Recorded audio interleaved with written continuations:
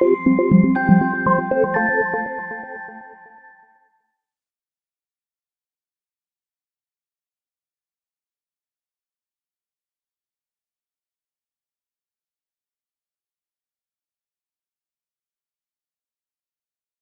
Lapointe est professeur au département des études urbaines et touristiques de l'UQAM. Il est détenteur d'un doctorat en développement régional de l'Université du Québec à Rimouski. Oui, c'est bien ça, oui. Bon, et voilà. Et membre régulier, parce que je ne croyais pas qu'il y avait le développement régional à Rimouski. Voilà. C'est le pôle d'excellence de l'université. Ah, bien, et voilà. Et voilà. C'est pour ça que je suis sous-ministre du tourisme et non pas de l'éducation, hein, on comprend. Développement régional de l'UQAR et membre régulier du Centre de recherche au développement territorial. Dominique.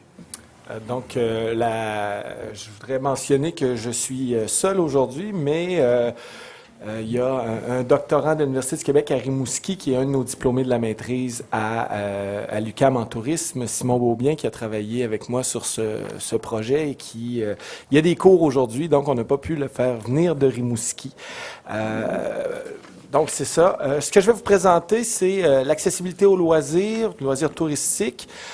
C'est une recherche partenariale qui est en cours présentement. Donc, on n'est vraiment pas sur des résultats qui sont finales. Hein. Donc, on est en milieu de processus, mais c'est un processus qui est intéressant parce que ce n'est pas une recherche universitaire classique où est-ce qu'on part de nos hypothèses et qu'on veut démontrer. Donc, c'est vraiment une recherche partenariale. Et je suis bien content aussi de voir que je suis sur une séance où est-ce qu'il y a le mot territoire dans toutes les présentations, parce que moi, je travaille avec l'approche territoriale. Je suis membre du Centre de recherche et développement des territoires. Et donc, ça fait partie de l'originalité de la recherche. Donc, le contexte. C'est une recherche qui est partenariale avec le Conseil québécois du loisir et un nouvel organisme qui s'appelle Territoire innovant en économie sociale et solidaire, qui est un OLTIS, donc une organisation de liaison et de transfert, qui a pour but de faire le lien entre le monde scientifique, donc moi et Simon, et les praticiens, hein, donc dans le secteur de l'économie sociale et solidaire. Le Conseil québécois du loisir a une approche du loisir qui est teintée par le milieu de l'économie sociale, et d'où le fait que ces deux organisations-là travaillent ensemble sur notre projet. Donc, l'objectif, c'était d'élaborer un outil d'animation, hein, et ça, c'est bien important, basé sur l'évaluation de l'accessibilité au loisir pour des acteurs du monde du loisir, principalement des décideurs territoriaux en loisir. Donc, quand on parle d'outils d'animation, donc je dirais c'est un peu la couleur économie sociale qui va autour de ce projet-là. L'idée était de dire comment on peut travailler à développer un outil de mesure et d'évaluation qui a pour objectif d'animer la pratique et de transformer la pratique des gens sur le terrain et non de créer une compétition interterritoriale sur qui est le meilleur. Hein? Donc, on est vraiment dans une dynamique participative et réflexive sur la pratique. La problématique qui se décline sous plusieurs points pour développer ce type d'outil, c'est qu'on a une diversité des territoires. Vous comprenez que pour la personne qui s'occupe du loisir à Havre-Saint-Pierre, elle n'est pas confrontée du tout aux mêmes problématiques que le directeur ou de la programmation d'un centre communautaire à Montréal. Une diversité de structures de services en loisirs. Donc, là-dedans, on a du sport, de la culture, des loisirs pour les enfants, pour les aînés. Donc, on a vraiment une diversité de structures, d'organisations purement municipales, publiques, semi-publiques, du privé, donc, vraiment, beaucoup de diversité des acteurs qui vient avec. Et notre principale question, c'est de dire comment on peut répondre à cette diversité sans la dénaturer et avec un seul outil. Hein, parce que l'autre problématique que le Conseil québécois du loisir nous disait, c'est que va venir un instant, on va avoir tellement d'outils pour mesurer pour chacun des créneaux spécifiques, on vient qu'on s'y retrouve plus, et les gens ne peuvent plus se parler, hein, ils n'ont pas les mêmes référents. Donc, d'où l'idée de cette recherche. Les étapes. Donc, on a commencé par faire une revue de littérature des expériences précédentes. On a créé un comité de pilotage avec les partenaires. Donc, vous comprenez que ce n'est pas moi, dans mon bureau, avec mon étudiant, qui définisse cette recherche. Hein? Donc, c'est un comité de pilotage. On est 6 autour d'une table qui représentent les trois composantes de la recherche. Et on a fait une proposition d'un premier ensemble d'indicateurs aux partenaires. C'était là un mois et là 2 semaines, on a animé un atelier sur l'outil d'autodiagnostic avec 68 intervenants en loisirs dans le cadre de la conférence annuelle du loisir municipal.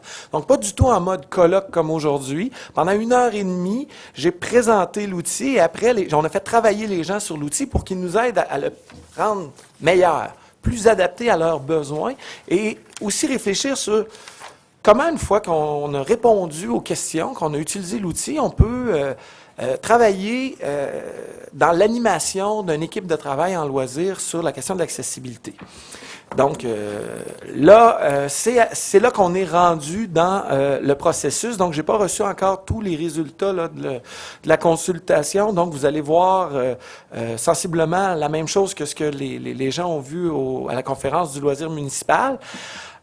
Au mois de novembre, donc, on a une séance de travail avec les partenaires où est-ce qu'on va mettre en commun les résultats de cette consultation-là et pour finaliser l'outil.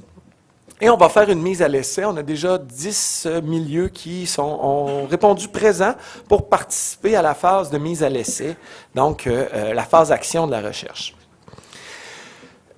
D'emblée, quand on m'a contacté pour faire ce projet-là, moi, je travaille avec la notion de territoire. Et l'idée, c'est de dire comment on peut faire une approche par le territoire pour comprendre ces phénomènes-là. Pas le territoire comme simple espace physique ou administratif, mais comme, excusez mon jargon de chercheur, mais l'intersection entre le substrat physique de l'espace, hein, ce que j'appelle la géographie un peu têtue. Hein, donc, quand il y a une rivière, il y a une rivière, elle est très difficile à déplacer, même si on est quand même capable. Mais vous comprenez qu'il y a un substrat physique dans l'espace, mais il y a un vécu des acteurs sur le territoire. Hein. Donc, le territoire, c'est l'aller-retour entre l'objectivité physique de l'espace et la subjectivité des acteurs qui vivent dans cet espace-là. Hein. Et le territoire, qu'est-ce qu'il y a de spécifique? C'est que c'est un espace qui est produit et approprié par des acteurs sociaux et économiques. Donc, nos territoires administratifs ne sont pas toujours concomitants avec les territoires produits et appropriés par des acteurs sociaux et économiques. Pour vous donner un petit exemple bien concret, là, c'est sûr que moi, j'ai fait mon doctorat à Rimouski, à la limite entre le Bas-Saint-Laurent et Chaudière-Appalaches. Il y a une région historique qui s'appelle la Côte-du-Sud qui a été séparée entre les deux régions. Mais pour les gens qui vivent là, ça reste que leur territoire vécu, c'est la Côte-du-Sud et ça crée toutes sortes de problèmes. Hein? Parce que c'est le lieu de pratique sociale, dont le loisir. Et le loisir, là-dedans, il contribue à cette appropriation de l'espace. Donc, nous, c'est-à-dire, comment on peut maintenir la spécificité des territoires dans cette construction sociale-là par les acteurs, tout en mesurant. Donc, qu'est-ce qu'on a fait? On a commencé par travailler à partir de ce que l'Alliance de recherche Université-Communauté sur l'économie sociale avait fait sur le loisir et l'accessibilité au loisir. Ils en avaient fait un grand chantier qui a duré plusieurs années. Et on a fait une analyse thématique de ce corpus-là sur la question de l'accessibilité. Ça nous a permis d'identifier des indicateurs, de leur accorder une importance en travaillant avec le nombre de mentions. Et on a repris 4 vecteurs d'accessibilité qui étaient ceux de la RUC, et nous, on en a rajouté un. Donc, il y a la question du temps, hein, donc le temps disponible qu'a le citoyen pour effectuer des activités de loisirs. L'espace, hein, les vecteurs spatiaux, la répartition de l'offre sur le territoire, l'accessibilité physique aux sites, aux équipements et aux activités. Donc, moi, aujourd'hui, j'ai entendu beaucoup parler d'accessibilité spatiale, hein, mais il y a le temporel aussi. Et donc, si on travaille avec des gens qui sont avec des mobilités réduites, donc le temps qu'ils prennent pour se rendre à leurs activités, le temps qu'ils ont pour leurs activités de loisirs, vont être influencés par ces limitations-là ou ces spécificités. Il y a économique, donc les revenus consacrés, hein, ainsi que les tarifs fixés pour la pratique des activités récréatives. Le culturel, donc les connaissances, les coutumes, la valeur, la tradition, les rites, ainsi que l'environnement social, l'éducation, tout ce qui influence l'individu dans ses choix par rapport à sa culture. Et nous, on a rajouté l'organisationnel, donc dans l'organisation qui a une offre de loisirs, hein, c'est quoi la formation, les programmes mis en place et les intentions qui sont là pour rendre le loisir plus accessible. Donc, dans nos enjeux, ben, ce qu'on se rendait compte, c'est qu'on a des indicateurs spécifiques qui sont concernés par plusieurs enjeux, hein, plusieurs vecteurs. L'exemple du transport en commun. Donc, l'accès au transport en commun, ben, c'est dans le vecteur économique. Est-ce que les gens ont les moyens de se payer le transport en commun pour aller à leurs activités? Hein, c'est spatial. Si la desserte en transport en commun n'est pas là, c'est plus complexe de se rendre. Ça coûte plus cher aussi. Et temporel, hein, le temps que ça prend à faire les déplacements sur le territoire. Donc, on faisait face à cette problématique-là. Et le fait que les intervenants du loisir, ben, ils évoluent dans des milieux bien particuliers qui ont des composantes particulières. Hein? Donc, des densités de population, des dimensions de territoire, des diversités culturelles. On s'entend qu'à Bécomo, on n'a pas les mêmes enjeux de diversité culturelle qu'à Québec. Hein? Donc, à Bécomo, la diversité culturelle, c'est les relations principalement avec les Premières Nations, un peu les nouveaux arrivants, alors qu'à Québec, il y a toute la dynamique des communautés culturelles, Québec et Montréal. Donc, vous voyez, un simple outil pour adresser tout ça, c'était assez complexe. Donc, nous, ce qu'on voulait, c'était construire un outil unique, hein, sans évacuer les particularités de chaque milieu, donc sans déterritorialiser la mesure. Donc, on a ajouté une perspective locale à un outil global. La stratégie qu'on a faite, c'est qu'on a élaboré une série de questions préliminaires qui visent à qualifier le milieu qui est évalué, puis à pondérer les questions des vecteurs en fonction des particularités locales. Donc, pour que si un milieu n'a pas de transport en commun, eh bien, qu'on en tienne compte et qu'on ne dise pas que son accessibilité est vraiment mauvaise quand, au bout du compte, il est sur une dimension qu'il ne maîtrise pas non plus. Hein? Et donc, notre pondération, elle modère les questions spécifiques. Hein? Vous pouvez le lire là, sur le détail, je vais avancer sur les parties. L'autre élément qui est important, c'était de conserver une part de subjectivité. Pourquoi? Parce que je vous l'ai dit, le territoire, c'est aussi une construction subjective. Ce n'est pas qu'un simple délimitation sur une carte par rapport à l'espace physique. Hein, donc, conserver une part de subjectivité, mais ça nous permet une analyse en fonction de la perception des intervenants. Pour avoir travaillé avec des milieux ruraux, je peux vous dire que la question de la distance comme frein à l'activité est complètement différente pour quelqu'un qui vit en milieu rural que pour quelqu'un qui vit en milieu urbain. Hein, faire 25 km pour aller faire des activités, si vous vivez dans l'espace rural des Basques, hein, derrière Trois-Pistoles, c'est normal. C'est pas loin pour vous. Mais ça peut être loin, si vous vivez au centre-ville de Québec, de faire 25 km pour faire une activité. Alors, donc, il fallait être capable de maintenir cette subjectivité-là et favoriser le débat et la discussion dans les organisations. Donc, pour nous, ce n'est pas un questionnaire qui doit être fait de manière avec un seul décideur, mais de travailler en équipe, un exercice collectif. Et il fallait retourner à une approche globale, donc remettre les résultats sur une base commune d'évaluation pour permettre quand même une discussion entre les milieux quand ils se rencontrent dans leur rencontre annuelle. Donc, les milieux sont évalués en fonction de chacun des vecteurs et par la suite, on va suggérer des pistes de réflexion pour améliorer en tenant compte des spécificités de chacun des milieux. Là, ça tombe, de toute façon, j'aurais pas eu le temps. J'avais un super mind map là, interactif, mais comme je ne pouvais pas avoir mon ordinateur, je ne pouvais pas vous le montrer, qui montre toutes les relations entre les différents indicateurs et comment on a modulé tout ça. Si jamais ça vous intéresse, vous me contactez. On va prendre deux questions parce qu'évidemment, on arrive à l'heure. Je sais qu'on a commencé un peu en retard. Donc, ce qu'on peut faire, c'est qu'on peut continuer jusqu'à 20 heures ou prendre 2 questions et terminer. Donc, on va prendre l'option de 20 heures ou de 2 questions. On va aller à 2 questions. Bon, allons-y. Je vais vous embêter parce que j'ai 2 questions. Et voilà. Non, Malheureusement, monsieur, vous avez perdu. Elles sont simples et rapides. Mais tout d'abord, en préambule, je voulais vous remercier les 3 de vos 4 présentations. Moi, je suis professeur à l'Université des sciences appliquées de Suisse occidentale et je suis maintenant en charge de monter un projet de recherche pour développer quelque chose qui ressemblerait à un label suisse tourisme handicap. Mais c'est pas encore clair ce qu'on veut.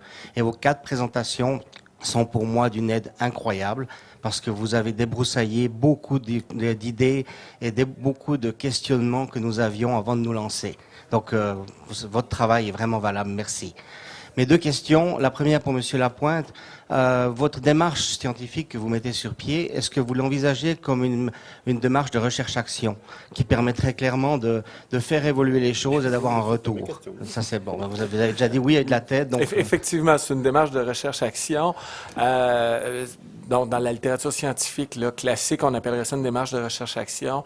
Je préfère l'appeler recherche partenariale dans ce cas-là parce que les partenaires ont je dirais des intervenants scientifiques à l'intérieur de les deux partenaires qui sont le CQL et le TIES, donc les agents de développement du TIES qui, eux, ont comme mission de faire le lien entre la pratique et la science. On s'entend qu'on n'est pas dans la recherche-action classique où est-ce qu'un milieu nous demande et donc on est dans l'hybride, d'où la recherche partenariale. Et deuxième question rapide pour Madame Masson. J'aime beaucoup vos deux labels. J'ai de la peine à saisir comment est-ce qu'on passe de l'un à l'autre. Qu'est-ce qu'un territoire accessible? Est-ce que s'il y a une pharmacie sur tout un département qui est accessible, et ça suffit pour avoir le label territoire accessible? Est-ce qu'un hôtel est suffisant? Quels sont les critères? Comment est-ce que vous avez défini à partir de quand on a un territoire qui est accessible? Alors, d'abord, ce ne sera pas un département, ça va être plutôt une commune ou une partie de commune, hein, soyons clairs. Un département, pareil, très difficile. Mais si vous voulez bien, on va pas, je peux rentrer dans le détail avec vous, mais sachez qu'effectivement, il y a un quota d'établissements, que ce soit des hébergements, des restaurants et ce genre de choses qui doit être accessible au regard du label tourisme handicap dans un premier temps, c'est-à-dire vérifié de manière fiable. Et entre autres, par exemple, l'Office de tourisme doit être absolument labellisé tourisme handicap parce que c'est le lieu d'information pour les personnes handicapées qui viendraient sur le secteur. Mais tous les détails, je peux vous les donner parce que les critères, c'est un certain nombre de pages.